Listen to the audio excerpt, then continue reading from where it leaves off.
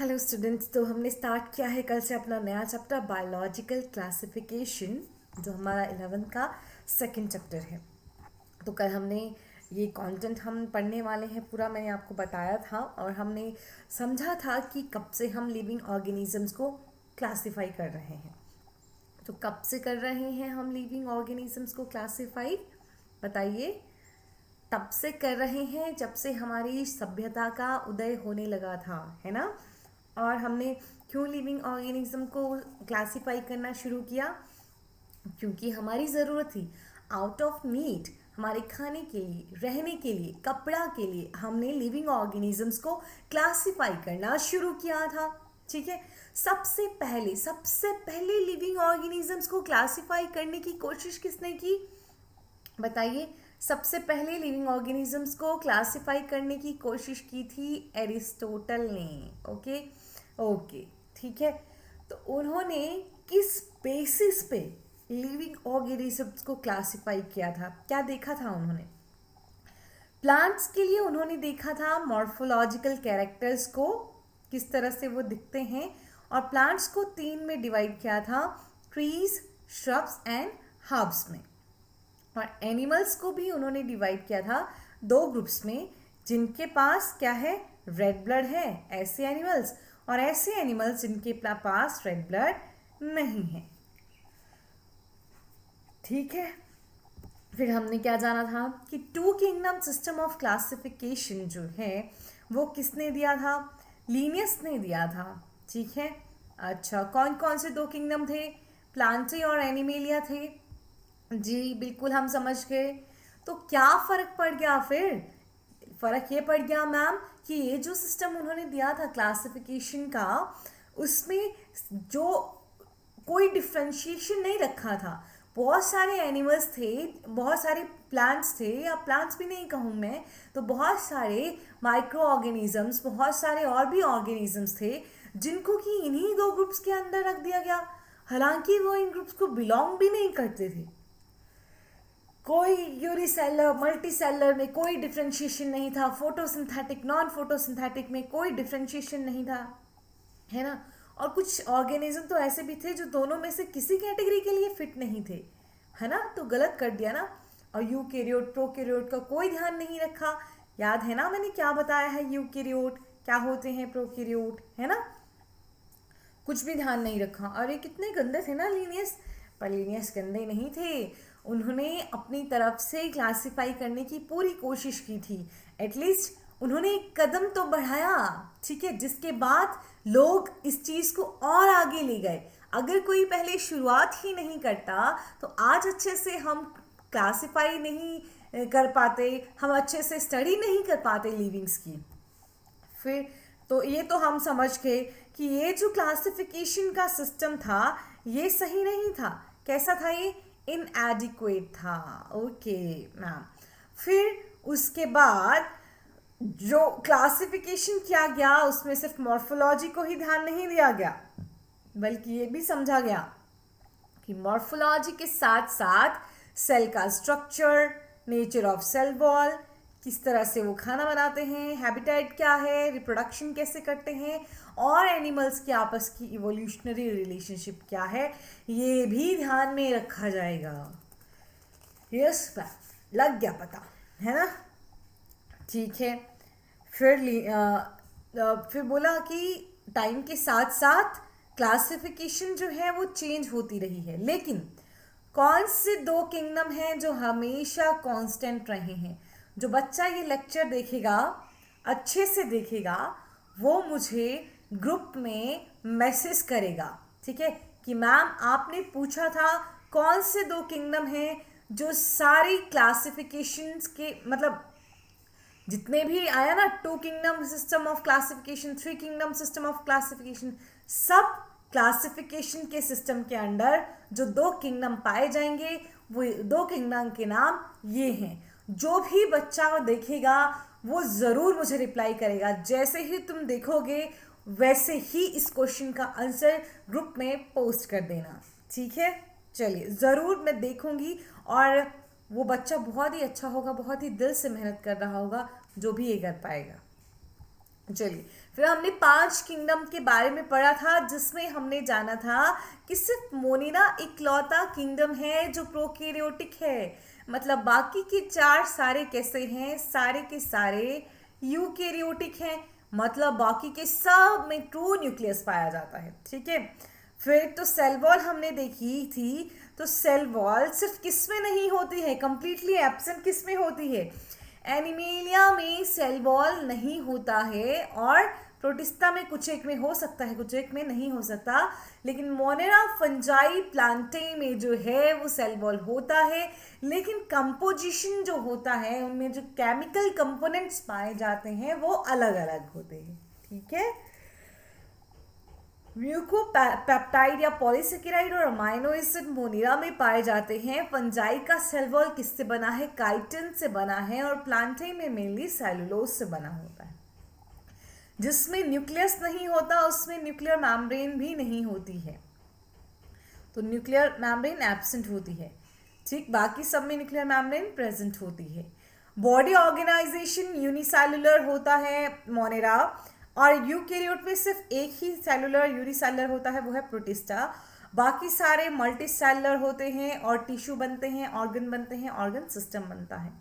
Mode of nutrition में Monera autotrophic भी है, हेटेरोट्रॉपिक भी है, प्रोटिस्टा भी ऑटोट्रॉपिक हेटेरोट्रॉपिक है। ठीक है, फंजाई और एनिमेलिया कंप्लीटली हेटेरोट्रॉपिक है, और प्लांटाई ऑटोट्रॉपिक है। ये सब हमने पढ़ा था। ठीक है, 5 किंगडम सिस्टम ऑफ क्लासिफिकेशन किसने दिया, विटेकर ने दिया। उन्होंने एग्जैक्टली 5वां किंगडम कौन सा जोड़ा होगा, फंजाई जोड़ा होगा, है ना, क्योंकि आपको पता है ना। चलिए, नहीं पता तो मैं आगे दिखाती हूँ। जो मेन क्राइटेरिया था क्लासिफिकेशन का जो उन्होंने यूज किया था, the main criteria for classification use by him include cell structure, body organisation, mode of nutrition, reproduction and phylogenetic relationship. ठीक है, अब ये बहुत इंपॉर्टेंट है, ये कुछ कुछ चीज़ें एनसीईआरटी में नहीं दी हैं, मैंने कल भी तुम्हें बताया था। ठीक, वो चीज़ें ज़रूर नोट करके एनसीईआरटी पे चिपका लिया करो। आई होप तुम अच्छे से काम कर रहे हो, नोट्स बना रहे हो। ठीक है, लीनियस ने 1735 में 2 किंगडम सिस्टम दिया था। हैकल ने तीसरा किंगडम कौन सा निकाला, प्रोटिस्टा, 1866 में। कोपलैंड ने 4th किंगडम कौन सा दे दिया, मोनेरा। ठीक है, फंजाई किसने दिया होगा फिर, आरएच विटेकर ने। उसके साथ साथ जो कार्ल बोस थे उन्होंने 3 डोमेन सिस्टम की बात भी की थी 1990 में, और 3 डोमेन कौन से थे, आर्किया, बैक्टीरिया एंड यूकेरिया। तो इस तरह से 6 किंगडम, ये डोमेन बड़ा लिया जाता है, किंगडम से भी बड़ा जो है वो डोमेन को माना जाता है ना। लेकिन हम डोमेन को इतना इम्पोर्टेंस भी अब भी नहीं देते हैं। ठीक है, अभी भी हम 5 किंगडम सिस्टम ऑफ क्लासिफिकेशन के अंडर स्टडी करते हैं। डोमेन बस सुन लेते हैं, जान लेते हैं कि डोमेन एग्जैक्टली क्या है। तो बैक्टीरिया के अंदर सिर्फ बैक्टीरिया, यू बैक्टीरिया आएंगे, आर्की बैक्टीरिया के अंदर आर्की बैक्टीरिया आएंगे, यूकेरिया के अंदर जितने भी यूकेरियोट्स हैं ये सब आएंगे, है ना। साइनोबैक्टीरिया यू बैक्टीरिया का ही पार्ट होता है बच्चा। ये सब हमने सुना था, पढ़ा था।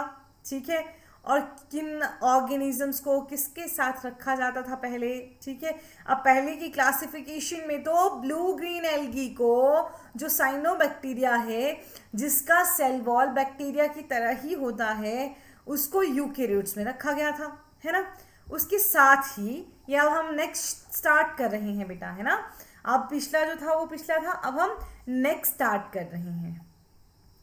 उसके साथ Chlamydomonas and spirogyra were placed under algae. ठीक है, आप देख सकते हैं ये है क्लेमाइडोमोनास, ये है स्पाइरोगाइरा। देखिए स्पाइरोगाइरा का ये जो आपको स्पाइरल सा दिख रहा है ना, ये क्लोरोप्लास्ट है इसका। स्पाइरोगाइरा में स्पाइरल क्लोरोप्लास्ट होता है, इसलिए इसको स्पाइरोगाइरा नाम दिया जाता है। ठीक है, तो क्लेमाइडोमोनास और स्पाइरोगाइरा को पहले एक साथ एल्गी में रखा गया था। आपको जानते नहीं होंगे आप, जितने भी यूनिसेलुलर ऑर्गेनिजम्स हैं उनको प्रोटिस्टा में रखा जाता है। जितने भी यूकेरियोटिक यूनिसेलुलर ऑर्गेनिजम्स हैं उनको प्रोटिस्टा में रखा जाता है, चाहे उनके कैरेक्टर प्लांट्स की तरह ही क्यों नहीं है। ठीक है, तो क्लेमाइडोमोनास जो है वो किस में आता है, प्रोटिस्टा में आता है। एक ही सेल है इसमें, देखिए एक ही सेल है इसमें, ठीक है। समझ रहे हैं या नहीं समझ रहे हैं? लेकिन आप जब पढ़ेंगे ना तो आप बहुत बार क्लेमाइडोमोनास को एल्गी के अंडर ही पढ़ रहे होंगे। हालांकि एनसीईआरटी ने ही लिखा है कि क्लेमाइडोमोनास प्रोटिस्टा के अंडर आता है, लेकिन एनसीईआरटी ने इसका एग्जाम्पल एल्गी में भी दिया हुआ है। पर आपको क्या याद रखना है कि क्लेमाइडोमोनास एक यूनिसेल्युलर यूकेरियोट है, तो ये प्रोटिस्टा के अंडर ही आता है, क्योंकि इसके कैरेक्टर्स बिल्कुल एल्गी से मिलते जुलते हैं, इसीलिए हम इसकी स्टडी एल्गी के अंडर भी कर लेते हैं, ठीक है। अब देखिए क्या लिखा है, the classification did not differentiate between heterotrophic group fungi and the autotrophic green plants, though they also showed a characteristic difference in their wall composition। देखिए जो ये क्लासिफिकेशन था वो फंजाई में और ग्रीन प्लांट्स में भी डिफ्रेंशिएट नहीं कर रहा था। हालांकि फंजाई की सेल वॉल जो थी, दोनों की जो सेल वॉल थी वो बिल्कुल डिफरेंट था, उनका कंपोजिशन डिफरेंट था।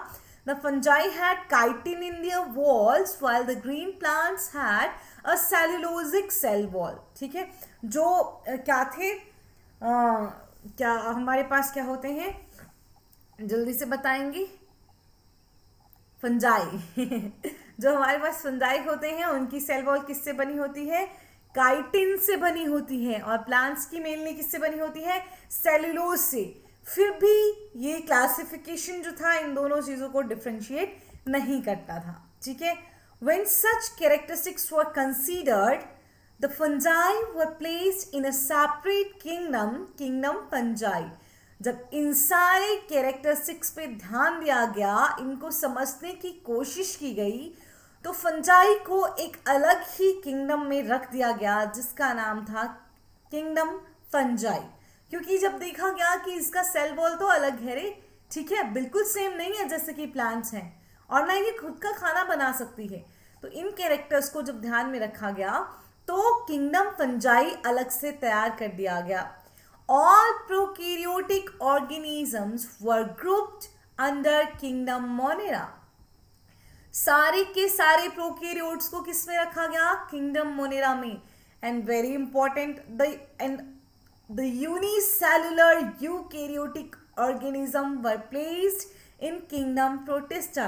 जितने भी यूकेरियोट्स यूनिसेल्युलर थे, एक सेल था जिनके पास सिर्फ, चाहे उनके कैरेक्टर थोड़ा एनिमल्स की तरह थे, थोड़ा प्लांट्स की तरह थे, या फिर थोड़ा थोड़ा फंजाई की तरह थे, है ना, उन सबको प्रोटिस्टा में रख दिया गया, सारे के सारे यूनिसेल्युलर प्रोकैरियोट यूकेरियोट्स को, ठीक है। तो kingdom protista has brought together chlamydomonas and chlorella, ठीक है, earlier placed in algae within plants and both having cell walls, with paramecium and amoeba which were earlier placed in animal kingdom with which lack cell wall, ठीक है। तो kingdom protista जब बनाया गया तो kingdom protista में Chlamydomonas, chlorella, paramecium, amoeba सारे एक ही किंगडम में आ गए। क्यों? क्योंकि इसमें किंगडम प्रोटिस्टा में हम सारे के सारे यूनिसेल्युलर यूकेरियोट्स को रख रहे थे। क्लेमाइडोमोनास और क्लोरेला को पहले कहाँ रखा गया था, प्लांट्स में रखा गया था क्योंकि दोनों में सेल वॉल थी। पैरामीशियम और अमीबा को किस में रखा गया था, एनिमल किंगडम में रखा गया था क्योंकि एनिमल किंगडम में सेल वॉल नहीं होती है, पैरामीशियम और अमीबा में भी सेल वॉल नहीं होती है। तो जैसा कि हमने पढ़ा था प्रोटिस्टा में सेल वॉल हो भी सकती है, सेल वॉल नहीं भी हो सकती है, और जिनके कैरेक्टर्स भी थोड़ा प्लांट्स की तरह होंगे, थोड़ा फंगस की तरह होंगे, उनके पास सेल वॉल होगा, और जिनके एनिमल्स की तरह कैरेक्टर्स होंगे उनके पास सेल वॉल नहीं होगा। तो क्लेमाइडोमोनास, क्लोरेला पहले कहाँ रखे गए थे बच्चे, एल्गी में रखे गए थे। अब भी हम इनका एग्जाम्पल एल्गी में पढ़ते हैं क्योंकि इनके कैरेक्टर्स पूरी तरह एल्गी से मिलते हैं, लेकिन ये यूनिसेल्युलर यूकेरियोट हैं, इसीलिए इनको प्रोटिस्टा में रख दिया गया है। पैरामीशियम और अमीबा भी किस में है, प्रोटिस्टा में है, लेकिन पहले इनको कहाँ रखा गया था, एनिमल किंगडम में रखा गया था, ठीक है। चलिए अब इससे क्या हुआ, नया जो क्लासिफिकेशन आया It has put together organisms which in earlier classification were placed in different kingdoms. हाँ, हमने देखा ना अभी कि क्लोरेला और क्लेमाइडोमोनास जो थे वो प्लांट किंगडम में थे, एल्गी के साथ थे, है ना, और अमीबा और पैरामीशियम एनिमेलिया में थे.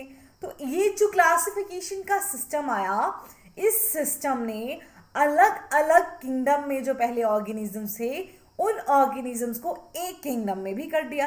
ठीक है, दिस हैपन, ऐसा क्यों हुआ? Because the criteria for classification change, क्योंकि क्लासिफिकेशन का जो क्राइटेरिया था वो बदल गया, ऐसा इसलिए हुआ. ठीक है, the kind of changes will takes place in future to depending on the improvement in our understanding of characteristics and evolutionary relationships.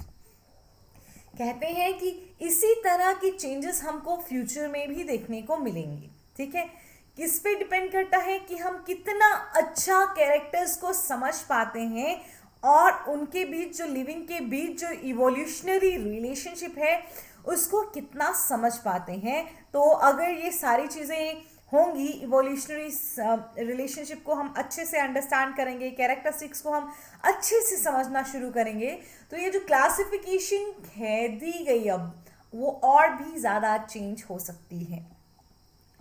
Over time an attempt has been made to evolve a classification system which reflect not only morphological, physiological and reproductive similarities but is also phylogenetic, that is based on evolutionary relationship. ठीक है, time के साथ साथ, है ना, classification system को evolve करने की कोशिश भी की गई है, जो कि क्या बताता है कि सिर्फ मॉर्फोलॉजिकल, फिजियोलॉजिकल और रिप्रोडक्टिव सिमिलैरिटीज के बेसिस पे ही हम क्लासिफाई नहीं कर रहे हैं, बल्कि हम फाइलोजेनेटिक स्टडी भी कर रहे हैं. फाइलोजेनेटिक समझते हैं आप?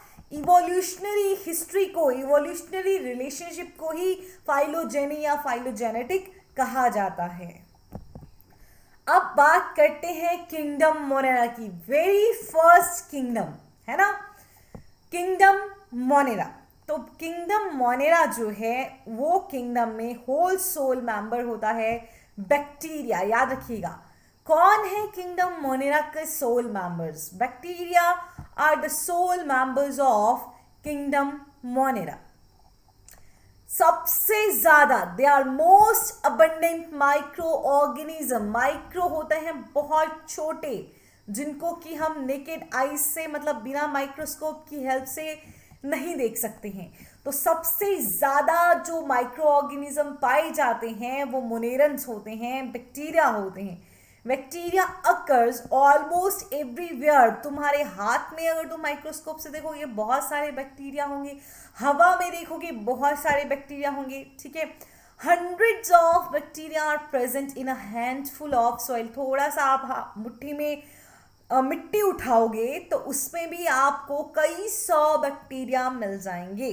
ठीक है, और ये बैक्टीरिया जो हैं they live in extreme habitats such as hot springs, deserts, snow, deep oceans, where a very few other life forms can survive. तो बैक्टीरिया जो होते हैं ये बहुत ही एक्सट्रीम कंडीशंस में भी सरवाइव कर लेते हैं. एक्सट्रीम कंडीशन में सरवाइव कर लेते हैं मतलब मैडम, मतलब बच्चे चाहे कितना गर्म पानी हो, देखिए यहाँ पे भी बैक्टीरिया होंगे, चाहे बर्फ पड़ी हो वहां भी बैक्टीरिया होंगे, चाहे बिल्कुल समुद्र की अंदर की गहराइयों में ये जगह ऐसी होती है जहां पे बहुत सारी और लिविंग ऑर्गेनिज्म नहीं रह सकते, लेकिन बैक्टीरिया रह सकते हैं. Many of them live in और on other organisms as parasite. बहुत सारे बैक्टीरिया जो हैं वो दूसरे लिविंग ऑर्गेनिज्म पे डिपेंडेंट होते हैं. तो ऐसे बैक्टीरिया जो दूसरे लिविंग ऑर्गेनिज्म पे डिपेंडेंट होते हैं उनको हम क्या कहते हैं? पैरासाइट्स. ठीक है, बैक्टीरिया को 4 कैटेगरीज में रखा. ये सारा एनसीईआरटी है बेटा, कोई भी चीज स्किप नहीं करनी है. ये बैक्टीरिया को 4 कैटेगरीज में डिवाइड किया गया है on the basis of their shape. Shape की बेसिस पे 4 कैटेगरीज रखी हैं। स्फेरिकल कोकस, गोल गोल हो गया कोकस, प्लूरल इसको बोलते हैं कोकाई। रॉड शेप्ड बेसिलस, थोड़ा रॉड शेप्ड होगा तो कैसा होगा बेसिलस, बेसिलाई इसका प्लूरल हो गया। कॉमा शेप दिख रहा है आपको विब्रियो, ठीक है, तो क्या लिखा है कॉमा शेप्ड विब्रियो, प्लूरल इसका विब्रियम सिंगल हुआ, विब्रियो प्लूरल हो गया। एंड स्पाइरल, स्पाइरल जो है इसका प्लूरल हो गया स्पाइरिला, ठीक है। ये 4 कैटेगरीज पे डिवाइड किया जाता है बैक्टीरिया को उनकी शेप की बेसिस पे, ठीक है। हालांकि बैक्टीरिया जो हैं, though the bacteria structure is very simple, they are very complex in their behaviour, ठीक है। बहुत सिंपल स्ट्रक्चर होता है बैक्टीरिया का, लेकिन उनका बिहेवियर जो उनका एक्ट करते हैं, जिस तरह से वो अपनी एक्टिविटी शो करते हैं, वो बहुत कॉम्प्लेक्स होता है compare to many other organisms. Bacteria as a group show the most extensive metabolic diversity. देखिए मैक्सिमम बाकी जो लिविंग ऑर्गेनिजम्स होते हैं उनमें हमें मेटाबॉलिज्म एक जैसा देखने को, एक ग्रुप का जो मेटाबॉलिज्म होता है उसके अंदर जो रिएक्शंस चल रही होती हैं वो ऑलमोस्ट सेम होती हैं। जैसे मेरे अंदर जो रिएक्शंस चल रही होंगी ऑलमोस्ट सेम तुम्हारे अंदर भी चल रही होंगी। किसी प्लांट्स के अंदर जैसी चल रही होती हैं वैसे ही दूसरी प्लांट्स के अंदर भी चल रही होती हैं, कुछ एक वेरिएशंस होती हैं। लेकिन बैक्टीरिया एक ऐसा ग्रुप है जिसमें आपको बहुत ज़्यादा चेंजेस देखने को मिलेंगे। अलग अलग जो बैक्टीरिया हैं उनकी मेटाबॉलिक एक्टिविटी जो है वो अलग अलग रहेगी, ठीक है। तो बहुत ही ज़्यादा मेटाबॉलिक डाइवर्सिटी हमको देखने को मिलती है। सम बैक्टीरिया आर ऑटोट्रॉपिक, कुछ बैक्टीरिया ऑटोट्रॉपिक है, that is they synthesise their own food from inorganic substrates. कुछ बैक्टीरिया ऑटोट्रॉपिक हैं क्योंकि वो अपना खाना खुद बनाते हैं इनऑर्गेनिक सबस्ट्रेट से। देखिए किसी भी ऑर्गेनिज्म को ऑटोट्रॉपिक तब कहा जाता है जब वो इनऑर्गेनिक सब्सटेंसेस को लेके उनको ऑर्गेनिक में कन्वर्ट कर सकता है, ठीक है। अब ये बैक्टीरिया फोटोसिंथेटिक ऑटोट्रॉपिक भी हो सकते हैं या कीमोसिंथेटिक ऑटोट्रॉपिक भी हो सकते हैं। कीमोट्रॉपिक हो गया जैसे अमोनिया वगैरह को लेके या बाकी किसी इनऑर्गेनिक केमिकल्स को लेके जब उसको ऑर्गेनिक केमिकल में कन्वर्ट करेंगे बैक्टीरिया, उसको हम कीमोसिंथेटिक ऑटोट्रॉपिक कहेंगे। फोटोसिंथेटिक ऑटोट्रॉपिक में लाइट की ज़रूरत होती है और कीमोसिंथेटिक में लाइट का ज़रूरत नहीं होता है। The vast majority of bacteria are heterotrophs. Mostly जो बैक्टीरिया हैं वो कैसे हैं? Heterotrophs, that is they depend on other organisms or on dead organic matter for food. Heterotrophs जो होंगे वो किसी दूसरे ऑर्गेनिज्म पे डिपेंडेंट होंगे, मतलब पैरासाइट होंगे या डेड ऑर्गेनिक मैटर को एज अ फूड खाएंगे, तो इसका मतलब वो सेप्रोफाइट भी हो सकते हैं, ठीक है। अब बात करते हैं हम आर्की बैक्टीरिया की। जो हमने लाइन पढ़ी थी ना कि देखिए यूकेरिया और आर्किया एंड बैक्टीरिया 3 डोमेन दिए गए थे, तो हम आर्की बैक्टीरिया और बैक्टीरिया जो है उसको एक ही किंगडम में पढ़ते हैं, मोनेरा में, ठीक है। हालांकि किंगडम से ऊपर डोमेन को माना जाता है, ठीक, लेकिन एज सच हम इसको अलग नहीं करेंगे क्योंकि एनसीईआरटी ने लिखा है हम क्या पढ़ेंगे 5 kingdom system of classification he study करेंगे, ठीक है।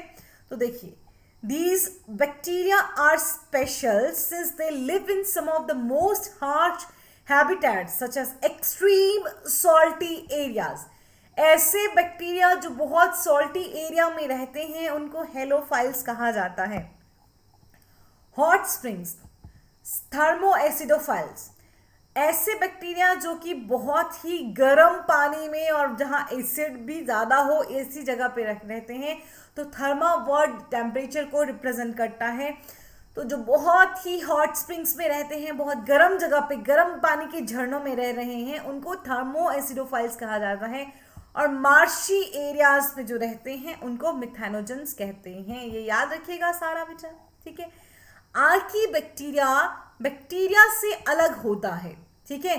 बैक्टीरिया जरूरी नहीं कि इन सारे कंडीशंस में सर्वाइव कर पाए, लेकिन आर्की बैक्टीरिया बहुत ही एक्सट्रीम कंडीशन में सर्वाइव कर पाता है।